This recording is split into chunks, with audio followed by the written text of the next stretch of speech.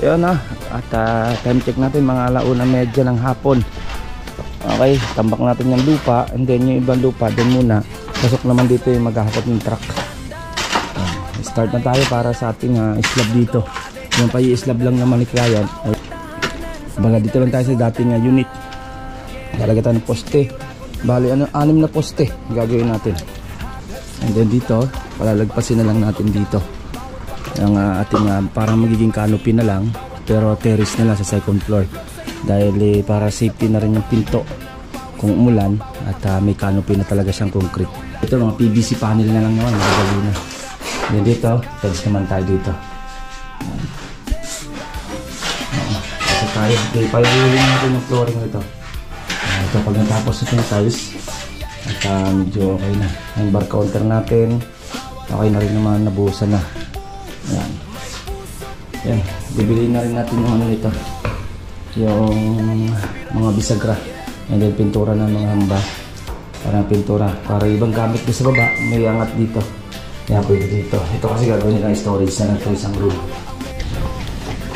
Yan, isang platform. And then yung ating ito, dyan na rin ito sa grills. Dinagdagan ko lang para hindi na kulangin. And then fleximan, construct. Meron pa naman tayong construct doon sa kabilang unit. Ito. Tapos na ito, dalay mo na ito dyan. Ayan, epoxy. Sa mga crack. Okay. Tayo sa mga Centrina project natin. Kaya nga boss, at waterproofing na tayo dito. Ayan. Start na tayo sa waterproofing dito sa likod. Okay.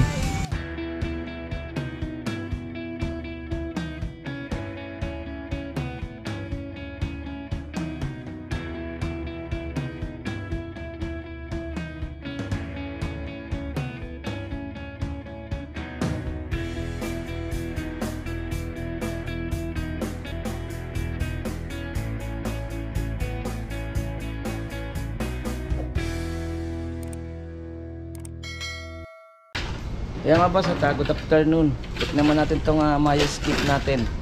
Ayan, start na tayo para sa ating concrete slab dito sa garahe nya. Ayan, kiklear muna natin. Patapon muna natin yung mga lupa bago tayo mag-layout. And then update na rin natin yung Centrina. Punta tayo mamaya sa Centrina. Nagatid tayo ng ibang materials dito sa Maya skip. Check natin na boss. Yun na. At time check natin mga 1:30 ng hapon. Okay, tambak natin yung lupa. And then yung ibang lupa doon muna. Pasok naman dito yung maghahakot ng truck. Start na tayo para sa ating slab dito. Yung pa i-slab lang naman ni client ay yung dating extension dito na open. Hindi natin gagalawin. Baga dito lang tayo sa dating unit. Lalagay tayo ng poste. Bali 6 na poste gagawin natin. And then dito palalagpasin na lang natin dito ang ating parang magiging canopy na lang, pero terrace na lang sa second floor. Dahil para safety na rin yung pinto kung umulan. At may canopy na talaga siyang concrete. Kaya pumapatak siya ng 20 square meter yung ating gagawing slab dito sa second floor. Kaya clear muna natin yung lupa. Bukas ng umaga tatapon na yung lupa na yan. May darating dito nga maghahakot. Yan, clear na tayo dyan. Tignan naman natin dito kasi halos ang gagawin na lang namin naman dito, pakulay na lang naman kami dito. And then tiles, ito siyempre kailangan mauna muna namin extension bago kami mag-tiles dito para iwas tayong damage tiles. Ito mga PVC panel na lang naman, magagawin na. And dito tiles naman tayo dito. Yan.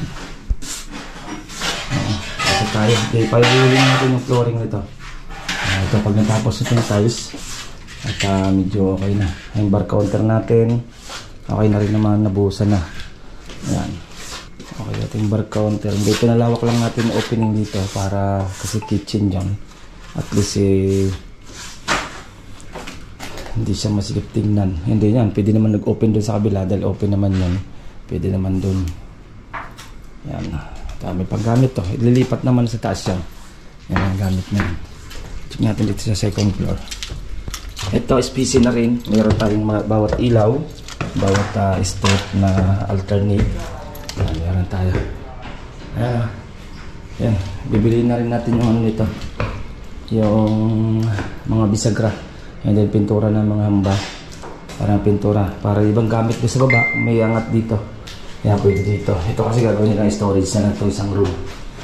Yan o. Diba? Ayos na. Ayos na tayo dito. Kaya pina-open lang ni client to ditong part para yung hangin niya. Ay, yung papaya. Di na maalis yung papaya dyan o. Hindi magagalawin niya. Tsaka yung malunggay. Yan. Yan din man. Medyo maganda-ganda na. Magiging terrace na nila to.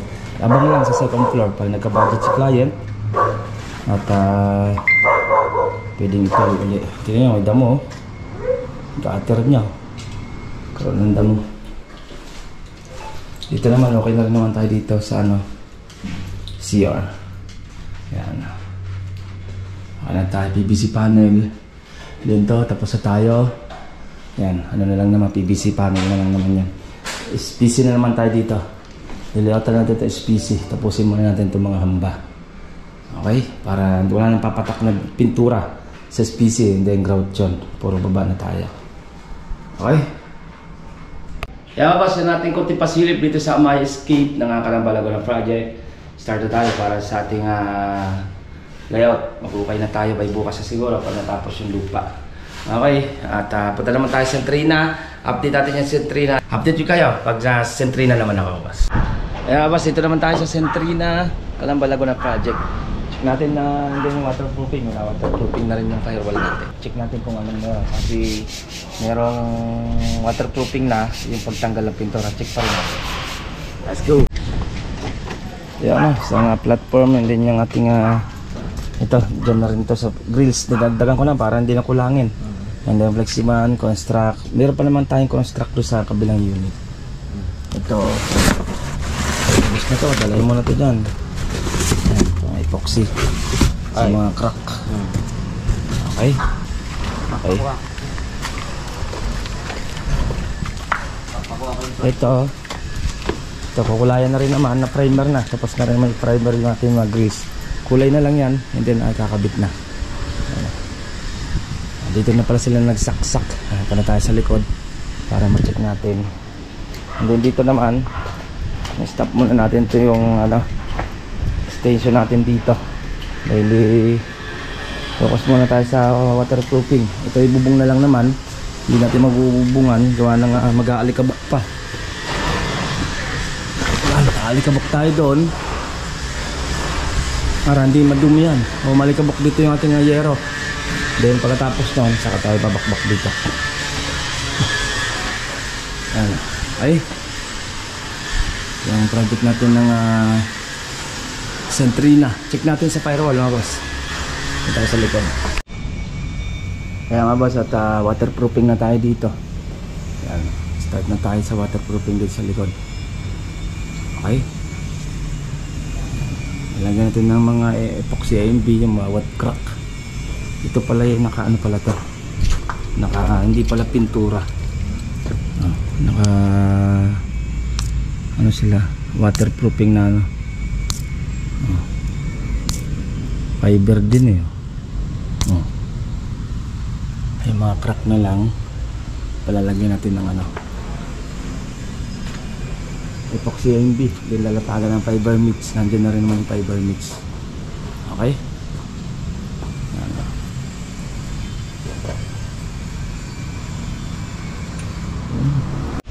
Ayan mga boss, at waterproofing na tayo dito sa ating project ng Centrina dito sa firewall.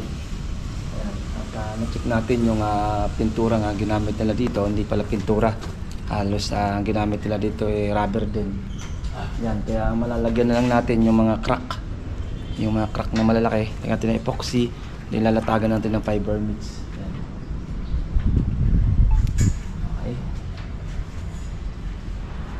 Yan, ating kunting pasilip natin dito sa Centrina. Centrina project natin. Waterproofing na tayo. At nandiyan na rin yung ating materialis. Okay, hanggang dito na ba? Ingat tayo. Bye bye. Ito pong J. Uragon Vlog, napakaganda po ng channel na ito, no? Tungkol po ito sa construction. Actual construction po ang channel na ito, no? Pag pinanood nyo po ito, panalo po kayo sa channel na ito. Napakaganda po ng mga video niya. Lalo na pong magaganda, no, yung mga iba't ibang design niya. Kakaiba po yung mga iba't ibang design niya sa mga kisame. Subukan nyo pong panoorin J. Uragon Vlog na ito.